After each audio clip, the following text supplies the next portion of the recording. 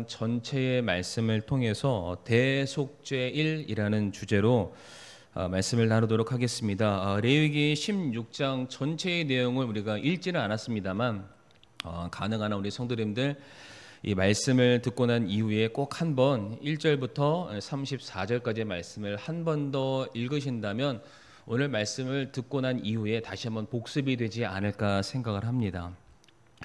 16장 말씀을 보게 되면 이스라엘 전체의 죄를 속죄하는 가장 중요한 의식 중에 하나인 대속죄일에 관한 내용이 기록되어 있는데 어쩌면 이 16장 말씀이 레위기서에 있어서 가장 중심축이 되는 그런 내용이 아닐까라고 생각을 합니다.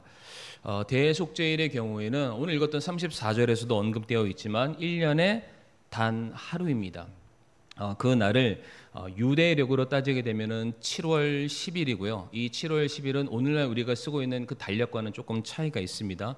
우리가 쓰는 달력으로 날짜를 계산하면은 한 9월에서 10월 그 사이쯤에 되는 날입니다. 이스라엘 백성들에게 있어서는 가장 거룩한 날로서 이 날은 지난해 지었던 모든 죄를 하나님 앞에 회개하고 또 그들이 제사를 드림으로 말미암아 속죄함을 받는 그러한 날입니다. 제가 이 시간에 그 대속죄일에 행하여지는 제사의 모든 과정을 성도님들에게 이제 설명을 드리도록 하겠습니다. 먼저 이제 대제사장 아론이 제사를 드리기 위해서 두 종류의 제물을 준비를 합니다. 하나는 아론 자신과 또 아론에 속해 있는 제사장 무리들을 위해서 수송아지 한 마리를 준비를 하게 되고요. 또 다른 것은 이제 백성들을 위한 제물을 준비하는데 그때는 염소 2마리를 준비하게 됩니다.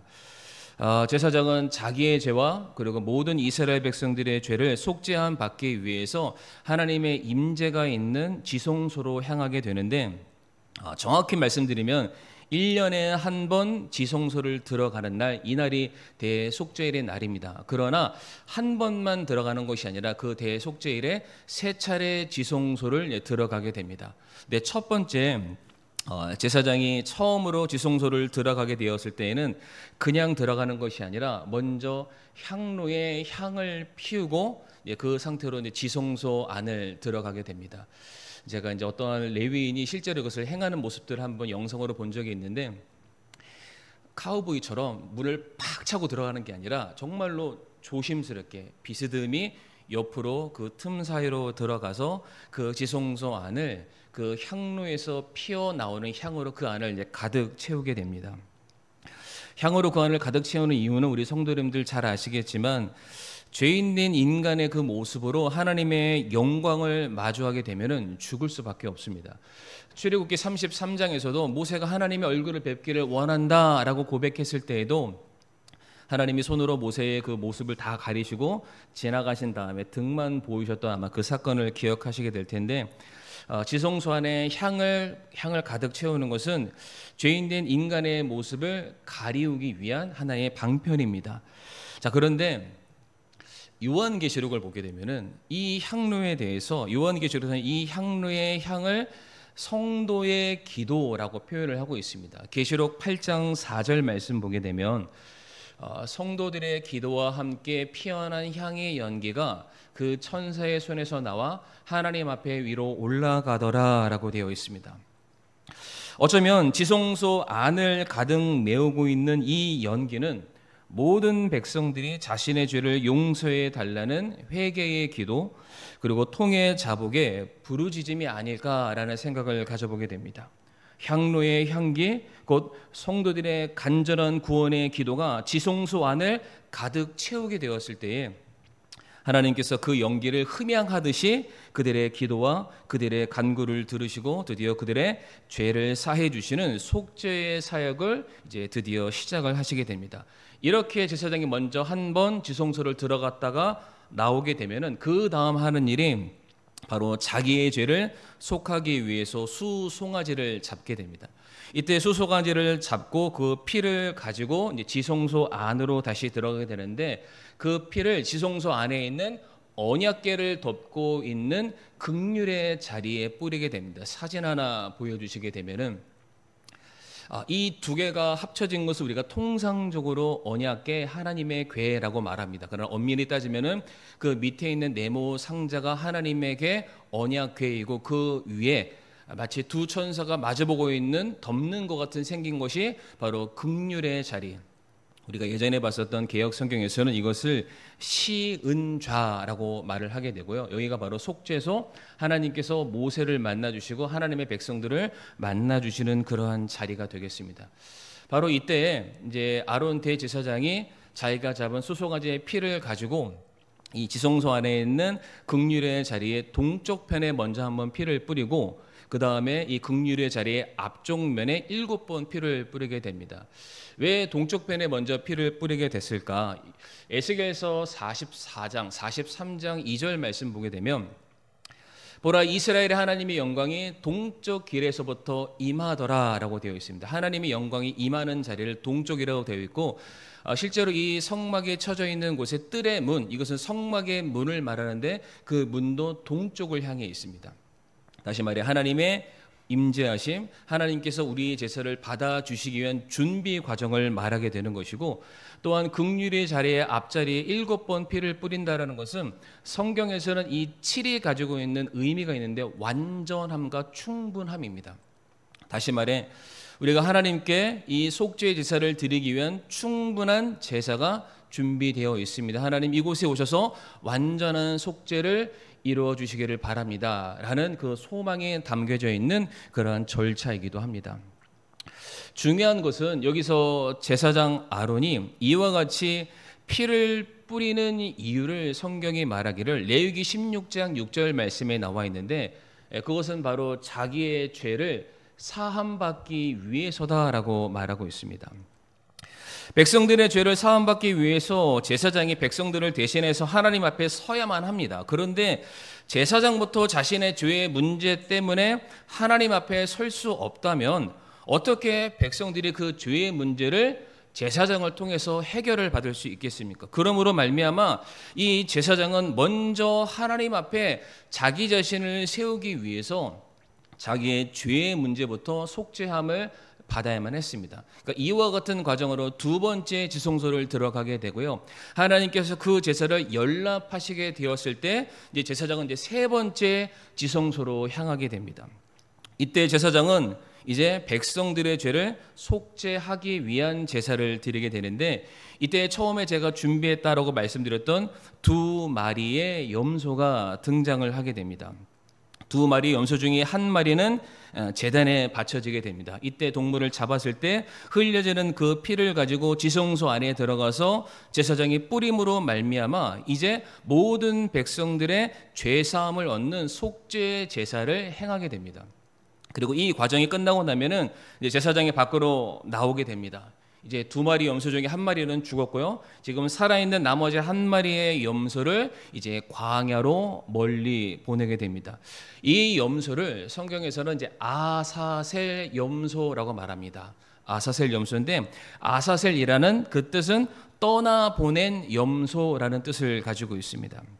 이 염소는 그 자리에서 죽지 않습니다. 대신 제사장이 이 염소 머리에 안수를 합니다. 안수를 한다는 것은 뭔지 잘 아시죠? 흠없는 짐승에게 안수를 한다는 것은 나의 죄가 이 짐승에게 넘어가는 것이고요. 이 짐승이 가지고 있는 흠 없음이 나에게 전해진다라는 사실을 아마 알고 계실 텐데요.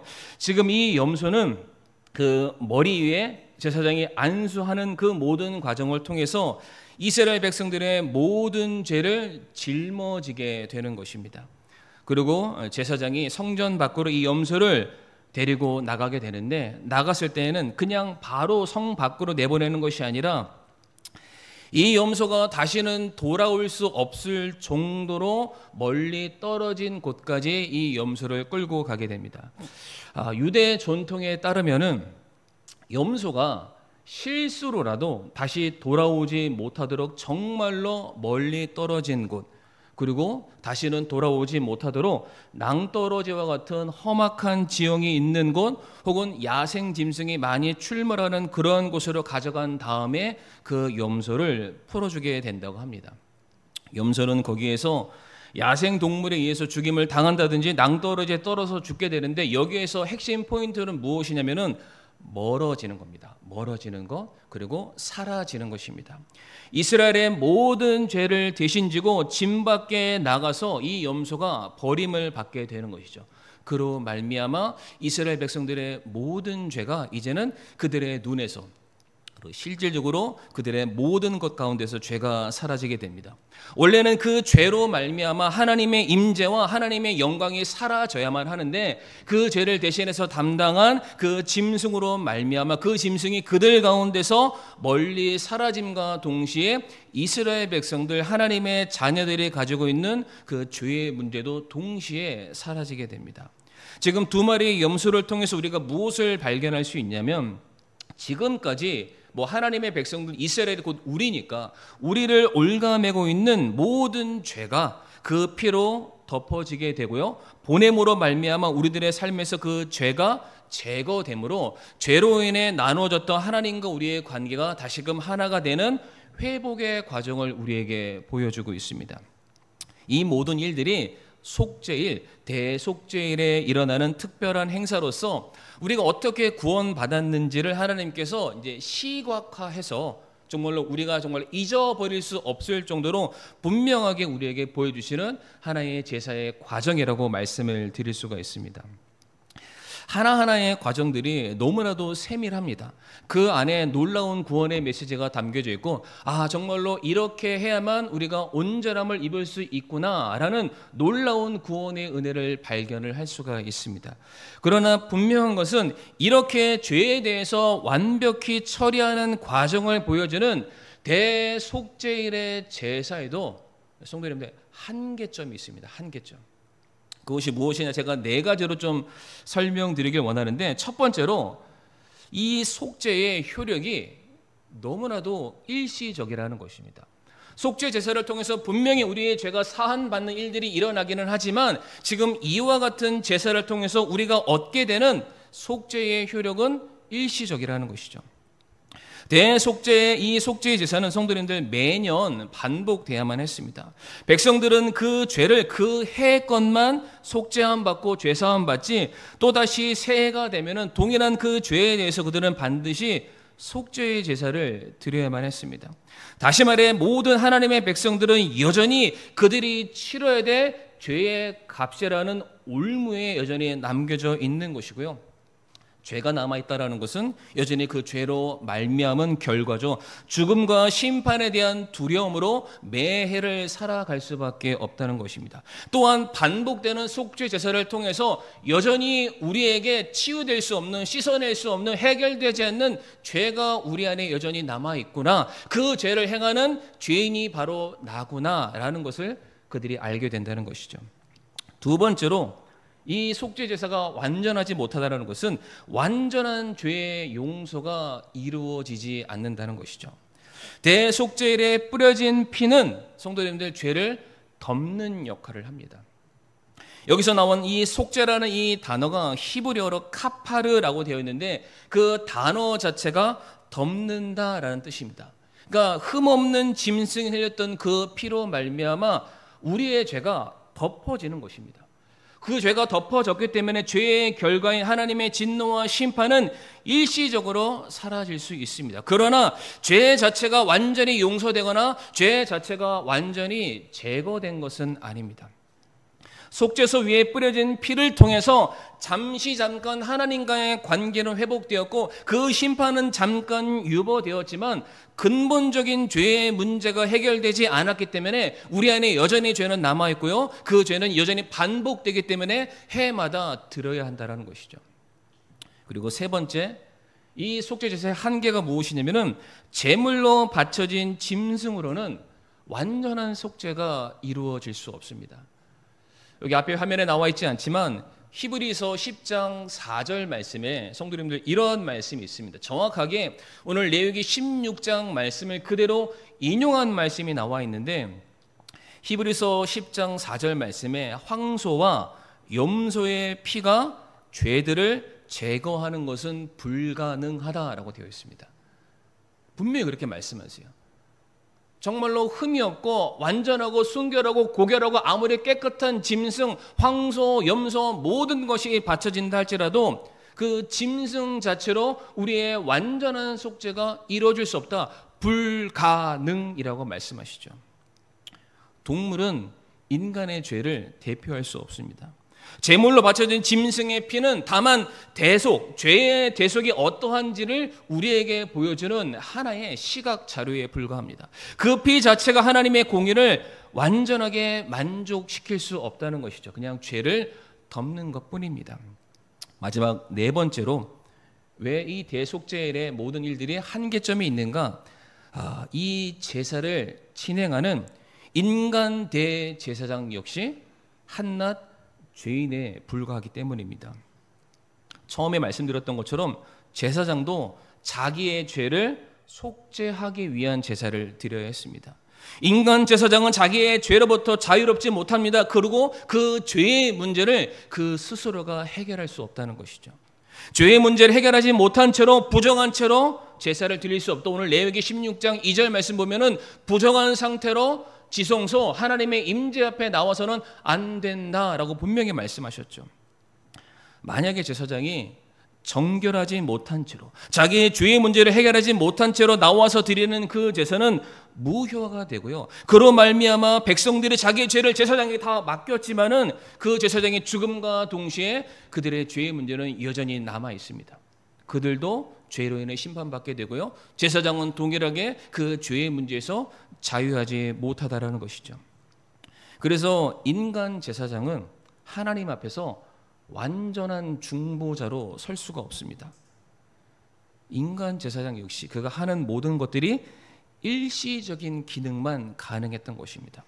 문제의 근본적인 해결, 죄 사함 자체를 이룰 수 없다는 것이죠. 그런데 사랑하는 성도님들, 히브리서 기자가 우리에게 아주 놀라운 선포의 메시지, 구원의 메시지를 전해주는데 이렇게 인간 대제사장이 드리는 대속죄의 제사가 아니라 참된 참 대제사장 예수 그리스도로 말미암은 단 한 번 완전한 속죄의 제사가 이루어졌음을 우리에게 말해주고 있습니다. 히브리서 7장 26절 말씀 우리가 같이 한번 이 말씀 읽어보실까요? 시작. 이러한 대제사장께서는 우리에게 합당한 분이셨으니 곧 그분은 거룩하시고 해가 없으시고 더러움이 없으시고 죄인들로부터 분리되시고 하늘들보다 더 높이 되셨느니라. 아멘. 대제사장 우리에게 합당하시다, 완전하시다, 완벽하시다, 부족함이 없는 분이시다. 그 예수님께서는 죄가 없으시기 때문에 자기의 죄를 사하기 위한 제사를 드릴 필요도 없고, 그렇기 때문에 그분의 제사는 얼마든지 하나님께서 합당하게 받으시는 아주 귀한 제사가 될 수 있기 때문에 우리는 얼마든지 예수님에게 우리의 모든 죄의 문제를 맡길 수 있는 충분한 자격과 충분한 조건을 가지고 계시는 흠 없는 제사장이다라고 말씀하십니다. 그리고 그 대제사장 되신 예수님께서는 해마다 자기를 위해서나 그리고 백성들을 위해서 수소가지나 염소를 따로 준비할 필요가 없다라고 말씀하시죠. 히브리서 9장 12절 말씀 보게 되면은 염소와 송아지의 피가 아니라 자기 피를 힘입어 단 한 번, 여러 번이 아닙니다. 아까 처음 말씀드렸죠. 제사장은 세 차례 지성소를 들어가야 되죠. 먼저 자기 자신을 가려야 되고요. 자기의 죄를 치유함 받아야 되고요. 백성들의 죄의 문제까지 해결해야만 이것이 끝나지만 예수님께서는 세 차례가 아닙니다. 단 한 번. 왜? 그분은 죄가 없으시고요. 동물의 피가 아니라 자기의 피로 그 거룩한 곳에 단 한 번 들어가셨기 때문입니다. 예수님은 자신의 피를 들고 거룩한 곳 지성소 하나님의 임재와 영광이 있는 그곳에 들어가서 저와 성도님들을 위한 영원한 구속을 얻게 되셨습니다. 예수님께서 이루신 이 속죄는 다시는 반복될 필요가 없는 영원한 속죄였습니다. 앞에서도 말씀드렸지만 인간 제사장은 자기의 죄의 문제를 해결하기 위한 과정이 필요했지만 주님에게는 그러한 과정이 필요 없습니다. 이와 같은 제사를 드리기 위해서 해마다 수많은 짐승들이 필요했지만 예수님에게는 다른 제물을 준비할 필요가 전혀 없었습니다. 그리고 해마다 이 반복되는 제사를 통해서 그들은 죄에 대해서 잠깐 일시적으로 자유함을 얻게 됐지만 이제 예수 그리스도 안에 있는 자들에게는 더 이상 어떠한 희생 제물도 어떠한 죄에 대한 결과값에 그들은 두려워할 필요가 없다는 것이죠. 왜냐하면 예수님이 우리에게 완벽한 희생 제물이 되셨기 때문입니다. 그리고 더 중요한 것은 여기서 끝나지 않죠. 아까 제가 염소 아사셀을 말씀드렸는데 이제 예수님께서 저와 성도님들의 흠없는 제물 아사셀 염소가 되어주셔서 우리의 모든 죄가 예수님에게로 전가되었습니다. 그리고 주님의 의로우심과 주님의 거룩하심이 우리에게로 다시 거꾸로 전가되었죠. 이제 우리는 죄 없는 거룩한 주의 자녀로 하나님 앞에 설 수 있는 특권을 얻게 되었고요. 이제 그 예수님이 친히 영문 진 밖에서 그 모든 죄를 담당하심으로 말미암아 히브리서 10장 17절 말씀 보면은 내가 더 이상 죄를 기억하지 않는다라고 되어 있고 18절 말씀 보면은 더 이상 죄로 인한 허물을 묻지 않겠다라고 되어 있습니다. 그러니까 참 제사장이신 예수 그리스도를 우리가 믿는다면은 우리는 더 이상 죄에 대해서 두려워할 필요가 없다는 것이죠. 왜? 그분이 우리를 위한 완전한 속죄를 이루셨기 때문입니다. 그래서 그 죄의 문제를 어떻게 처리해야 되나? 올해는 간신히 처리했는데 내년에는 우리가 처리할 수 있을까? 이와 같은 문제로 두려워할 필요가 없이 이제는 담대하게 우리가 하나님 앞에 나아갈 수 있다는 것이죠. 히브리서 10장 19절과 20절 말씀 한번 보겠습니다. 그러므로 형제들아 우리가 예수님의 피를 힘입어 새롭고 살아있는 길로 지성소를 들어갈 때에 두려움입니까? 아니죠. 담대함을 얻었는데 이 길은 그분께서 우리를 위하여 휘장 곧 자기의 육체를 통해 거룩히 구분하신 것이라 라고 되어 있습니다. 예수님께서 자기의 몸을 바쳐서 그분의 피로 말미암아 이제 우리가 하나님께 나아갈 수 있는 완벽한 길, 유일한 길, 구원의 길을 열어놓으셨다라고 말씀하십니다. 바로 온 인류를 향해서 주님께서 이루신 대속의 사역이 바로 십자가 위에서 이루어지게 된 것입니다. 십자가 위에서 예수님께서 다 이루었다라고 말씀하시면서 그 몸에서 물과 피를 쏟으시게 되었을 때에 그 피가 우리의 모든 것을 덮게 되었고 우리가 이제 더 이상 그 죄에 대해서 죄의 값을 치르지 않아도 되는 의로운 자로서 이 땅에 하나님의 백성으로서 선포되었고 그 효력은 이제로부터 영원까지 지속될 수밖에 없습니다. 그래서 히브리서 10장 14절 말씀 보면 뭐라고 되어 있습니까? 히브리서 10장 14절 말씀 그분께서는 거룩히 구별된 자들을 단 한 번 헌물로 드림으로써 영원토록 완전하게 하셨느니라. 반복되지 않습니다. 그분 안에 속한 모든 자들 하나님의 의로운 자로 완전하게 우리를 부르시겠다. 로마서 3장 말씀에서도 예수님을 통해서 이루어질 속죄의 목적이 무엇인지를 우리에게 분명히 말씀해 주고 계시는데요. 로마서 3장 25절 말씀 같이 한번 읽어보시도록 하겠습니다. 시작. 그분을 하나님께서 그분의 피를 믿는 믿음을 통한 화해 헌물로 제시하셨으니 이것은 하나님께서 참으심을 통해 과거의 제도를 사면하심으로써 자신의 의를 밝히 드러내려 하심이요. 아멘.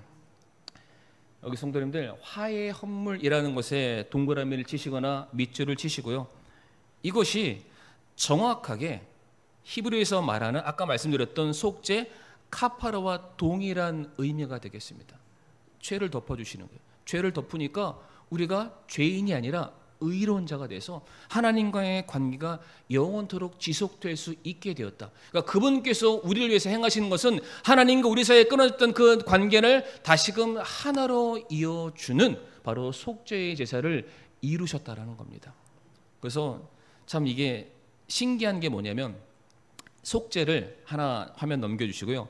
속죄 이것을 영어로는 어턴먼트라고 합니다.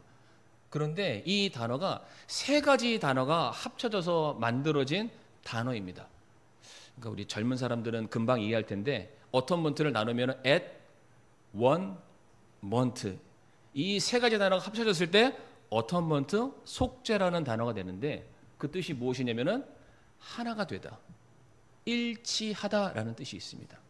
그러니까 예수님께서 저와 성도님을 위해서 친히 십자가에 못 박혀서 우리를 위한 희생 제물, 속죄의 제물이 되셔서 그분이 흘리신 그 피로 말미암아 그 피를 덧입는 모든 사람들은 무엇이 되냐면은 다시 죄 사할 필요가 없는 하나님의 의로운 자녀가 되었고요. 그 자녀가 다시 하나님과 하나가 되는 연합을 이룰 수 있음을 우리에게 말씀해 주고 계십니다. 사랑하는 성도님들, 예수님께서 이 땅에 오셔서 우리를 위해서 이루신 대속의 사역이 무엇이 있습니까? 죄 없으신 예수님께서 저와 성도님들을 위해서 대신해서 죽음을 담당하셨습니다. 죄 없으신 예수님께서 저와 성도님들을 대신해서 그 죽음으로 말미암은 죄의 모든 질고를 친히 짊어지셨습니다. 죄 없으신 예수님께서 저와 성도님들을 대신해서 모든 죄의 진노를 그 몸으로 다 받아내셔야만 했습니다. 그리고 그 죄 없으신 예수님께서 저와 성도님들을 대신하여서 버림을 받으셨다라는 것이죠. 대신에 우리는 그분으로 말미암아 나음을 얻게 되었고, 대신에 우리는 그분으로 말미암아 의롭다 칭함을 얻게 되었고, 대신에 우리는 그분으로 말미암아 하나님의 자녀가 되는 특권을 얻게 되었습니다. 그러니까 단순히 대속죄일은 내가 지난해 지었던 모든 죄를 이렇게 쌓아놓고 용서함 받고 내 멋대로 살아가라라는 그러한 날이 아닙니다. 대속죄일, 이 모든 제사의 과정 속에 내가 각이 떼어지고 껍질이 벗겨지고 불로 태워지고 피가 뿌려지고 이 모든 과정 속에 원래는 나라는 사람이 그 제물 대신에 그 죽음의 현장, 심판의 현장, 제사의 현장에 내가 있었어야 됩니다. 근데 주님께서 그 죄를 대신해서 그 짐승에게, 그리고 장차 그 짐승으로 예표되는 예수 그리스도에게 맡겨진 것이잖아요. 그러니까 이 모든 게 나로 인함이었구나. 예수님이 고통당하시고 죽임당하신 것이 다 내 죄 때문이었구나. 이와 같은 구원의 은혜를 다시 한번 떠올리면서 대속죄가 이루어진 그 이후에 내가 다시는 경고망동하게 행동하거나 죄를 다 씻어놓고 다시금 진창을 향해 달려가는 그런 돼지처럼 살아가는 것이 아니라 거룩히 구별되기를 힘써 지키는 날이 바로 이 대속죄일의 날이 되겠습니다. 자, 이제 적용점을 성도님과 함께 나누길 원하는데, 죄를 처리하시고 죄를 없애시고 죄를 떠나게 하는 이 모든 일들은 다 하나님이 하셨습니다. 다 하나님이 하셨어요. 그런데 그 날 하나님께서 다 하시겠다고 하시면서 우리에게 너희는 이와 같이만 해라라고 말씀하셨어요. 그게 레위기 16장 29절에서 30절에 나와 있는데, 이 말씀 저희가 같이 한번 읽어보도록 하겠습니다. 레위기 16장 29절에서 30절 말씀 같이 읽겠습니다. 시작. 이것은 너희에게 영원한 법규가 될지니라. 일곱째 달 곧 그 달 10일에 너희는 너희 혼을 괴롭게 하고 아무 일도 하지 말되 너희 나라 사람이든지 너희 가운데 머무는 타국인이든지 그리할지니라. 그날에 제사장이 너희를 위해 속죄하여 너희를 정결하게 하리니 이로써 너희가 너희의 모든 죄에서 떠나 주 앞에 정결하게 되리라. 아멘. 대속죄일에 주님이 죄를 처리하실 거고 죄를 없으실 것이고 죄를 떠나게 다 하실 겁니다. 근데 우리에게 요구하시는 게 뭐냐면은 29절 말씀에 너희 혼을 괴롭게 하고 아무 일도 하지 말아라. 이 두 가지로 나누면, 먼저 너희 혼을 괴롭게 해라. 금식하라는 얘기입니다. 금식하라. 하나님 앞에서 하나님이 주시는 생명으로 살아가는 자가 나인데, 하나님을 내 삶의 생명으로 모시지 않고 다른 것들을 내 생명의 근간으로 삼았던 모든 것들을 다 중단하고 나 하나님 없으면 죽은 자와 같습니다. 그러니까 스스로 주먹으로 내 머리를 쳐서 나를 괴롭게 하라는 것이 아니라 정말로 그 금식을 행하면서 내가 하나님과 함께하지 않으면 나는 죽은 자와 방불합니다. 그 죄인됨을 선언하라는 것이죠. 그러면서 아무 일도 하지 말아라. 무엇을 말할까요? 개인적인 유익을 추구하는 어떠한 행위도 하지 말라라는 것입니다. 일반적으로 모든 사람들은 무엇을 소유함으로써 자기의 정체성을 드러냅니다. 내가 이것을 가졌고 내가 이런 자리에 올랐고 이러한 사람이기 때문에 나야 라고 설명을 하잖아요. 그러나 그런 모든 것들이 바로 다 죄죠. 하나님을 배제한 다 죄가 될 수밖에 없습니다. 바로 이 대속죄일 날 주님께서 우리에게 명령하시는 것은 무엇이냐면은 이 죄사함 받은 날 인간이라는 모든 사람들은 하나님을 생명으로 여기지 않고서는 너희는 아무것도 아닌 자다. 너희는 아무것도 할 수 없는 자다. 그러한 것들, 세상의 권력과 돈과 명예와 인간관계가 너희를 지켜줄 수 없다라는 것을 너희가 반드시 기억하고 그분 앞에서 통해 자복하는 죄인된 모습으로 너희들은 반드시 서야 한다. 너희 혼을 괴롭게 하고 아무 일도 하지 말아라. 그러면서 이어지는 30절에 뭐라고 되어 있나요? 정결함을 추구하라 라고 말씀하셨어요. 그러니까 성도님들, 대속죄함의 제사가 이루어지는 장소는 지성소입니다. 지성소는 하나님의 임재가 일어나는 곳이죠. 그러니까 제사장을 통해서 그 모든 사역들이 일어나게 되지만 실상은 그들이 범사에 하나님과 가까이 하고 하나님과 교제하고 하나님과 연합함으로 하나님께서 매일의 삶에 그들에게 부어주시는 은혜를 갈구하고 말씀을 통해 인도함 받는 삶을 살고자 그들이 이와 같은 제사를 드리는 것입니다. 그저 하루라는 그 시간에만 그들이 종속되어서 이날만 하나님께 잘 보이자 그러한 의미로서 그들의 대속죄를 지키는 것이 아니라 내 모든 삶 자체의 주인은 하나님이시고 그 하나님을 떠나서는 나는 아무것도 못하는 자이기 때문에 그 하나님께 내 삶을 온전히 다시금 새롭게 드려서 새로운 삶을 살아가자라는 그 마음으로 그들이 대속죄일 앞에 섰다라는 것이죠. 중요한 것은 우리가 왜 하나님 앞에 이 죄사함의 고백을 할까? 하나님 앞에 서기 위해서입니다. 하나님을 예배하기 위해서죠. 하나님을 통해서 말씀을 받고 그분의 인도함을 받기 위해서입니다. 그러니까 성도님들 잘 한번 생각해 보세요. 이스라엘 백성들에게 있어서 이 대속죄일은 한 해의 운명을 좌우합니다. 한 해의 운명. 그러니까 바로 이 순간 하나님께서 우리를 향해서 너희들은 의로워졌다, 너희들의 모든 죄가 사함을 받게 되었다, 너희들이 속죄함을 받았다라는 이 선언이 떨어지지 않으면 사랑하는 성도님들 그 이후의 모든 생활들은 의미가 없습니다. 존재할 필요가 없어요. 왜? 그들은 죄인으로 판명났기 때문에 바로 그 자리에서 심판받고 진멸받아서 이스라엘 백성들이 지도상에 사라져도 아무런 할 말이 없는 자들이죠. 그러니까 그들에게 있어서 대속죄일은 그들이 살아가는 삶의 근간입니다.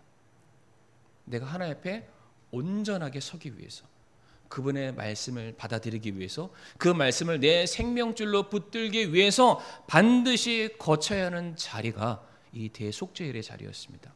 그러니까 이 자리를 나오는 성도들 얼마나 준비된 마음으로 나왔을까요? 제가 처음에 레위기 말씀을 설명드리면서 흠 없는 제물을 준비하는 과정을 설명드렸습니다. 아마 기억나시죠? 흠 없는 제물. 집에서부터 모든 사람들이 성전 근처에, 성막 근처에 사는 건 아니잖아요. 물론 이 광야라는 국한된 장소에는 가운데 성막 있고 옆에 텐트 치니까 금방금방 나오겠지만 이제 그 성막의 성전으로 바뀌면서 수많은 사람들이 디아스포라 유대인 수백 킬로 수천 킬로 떨어진 그곳에서 여전히 한 해의 모든 삶의 운명을 주님께 맡기기 위해서 대속죄일날 주님을 찾아가야 되는데 흠 없는 제물을 가져가야 되잖아요. 집에서 분명히 흠 없는 제물을 준비했습니다. 돌아가는 과정 속에서 거기에 티라도 상하면 어떻게 될까요? 다시 집에 가야 돼요. 여전히 내 죄의 문제는 해결되지 않았는데 그걸 갔다 왔다.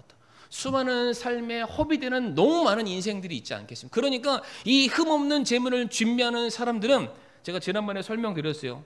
이 컵에 물을 잔뜩 받아놓고 떨어질까 안 떨어질까 조심하는 마음으로 이것만 바라보면서 성전을 향한다. 아마 기억나시게 될 겁니다.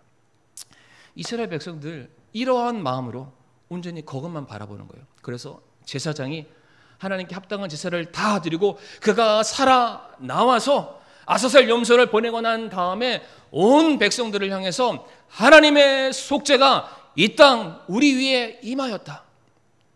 그때 소리를 못 내겠네요. 가장 큰 함성 소리, 가장 놀라운 축제, 환호의 소리가 모든 이스라엘 백성 가운데 터져 나왔을 것입니다. 그 날만을 고대하면서 사는 거예요. 왜? 그 후부터는 하나님께서 그들의 삶을 책임져 주시니까요. 사랑하는 성도님들, 물론 오늘날 우리가 성막에 나아가든 그 성막 안에 있는 성소, 그 성소 안에 있는 지성소에서 하나님의 임재를 직접적으로 맞닥뜨리는 그런 일들은 없습니다.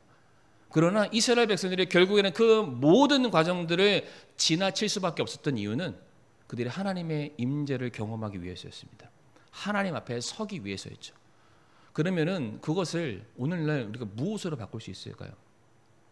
똑같지는 않겠지만 우리가 하나님께 예배하기 위한 이 자리가 저는 그와 유사한 자리, 거의 99.9% 이상 동일한 자리라고 저는 그렇게 믿습니다. 그러면 이스라엘 백성들은 그 문제에 내 인생을 걸고 정말로 준비된 마음으로 흠 없는 재물을 가지고 정결하기 위해서 모든 준비가 다 되어 있는 상태로 나와서 예배를 드립니다. 과연 우리는 어떤 마음으로 이 자리에 나오셨습니까? 말씀드렸잖아요. 대제사장이라도 그의 부정함을 해결하지 않고서는 속죄함을 입을 수 없습니다. 그렇다면 우리는 어떻게 될까요? 우리는 너무 가볍게 예배를 드리는 경우가 너무 많은 것 같습니다. 너무나도 쉽게 이 예배를 생각할 때가 참 많습니다. 여전히 죄의 문제를 잔뜩 쌓아놓고 여전히 이 세상을 향한 탐욕스러운 모든 생각들로 내 마음을 가득 쌓아놓고 여전히 세상에서 끊지 못하는 온갖 중독으로 가득 차 있는 그 모습을 가지고 그냥 여전히 하나님을 두려워하지 않고 속죄함이라는 이런 전혀 생각하지 않고 그냥 종교적인 행위의 모습으로 이 자리에 나와서 그냥 가는 거예요. 그런데 성도님들, 그렇게 하고 가면 우리의 모습이 누구와 똑같냐면은 나답과 아비후와 똑같습니다. 잘못된 다른 불을 가지고 와서 제사를 드리는 그러한 모습인 거죠. 절대로 새로워질 수 없습니다. 절대로 하나님과 함께할 수 없습니다. 하나님의 인도하심을 절대로 받을 수가 없습니다. 그러나 반대로 그렇게 우리가 준비된 마음으로 하나님 앞에 나아가 우리가 정말로 하나님께서 받으시기에 합당한 대속죄를 해서 내가 다시 하나님과 하나 되기를 원합니다라는 그 소망 가지고 내 모든 것들을 내려놓는 바로 그 순간 우리는 완전하게 새로워질 것이고 하나님께서 우리들의 삶을 이제는 주도해 가시는 하나님의 인도하심을 받는 놀라운 삶으로 반드시 변화될 것입니다. 그래서 이 대속죄일은 하나님께서 우리에게 부어주신 그 은혜를 다시 한번 기억함과 동시에 그 은혜에 합당한 자로 살아가고자 우리가 하나님께 올려드리는 신앙 고백이어야만 합니다. 그래서 우리 사랑하는 성도님들, 예배 드리러 나오셨을 때 물론 이 강단 이런 모든 것들 다 다르지만 그래도 내가 하나님 앞에 서기 위해 왔다. 하나님의 말씀을 듣기 위해 왔다. 그 하나님 앞에 내가 부족할 것이 없는 자로 서기를 원한다. 그 마음으로 우리가 그렇게 예배 드렸으면 좋겠고 우리가 그렇게 예배 드릴 수만 있다면 정말로 이제는 우리가 정말로 상상하지 못하는 주님께서 우리에게 부으시는 놀라운 은혜들이 예비되어 있으리라 저는 그렇게 확신합니다. 이 시간 다 같이 오늘 말씀을 성도님들 다시 한번 떠올리시면서 우리가 기도하기를 원하는 것은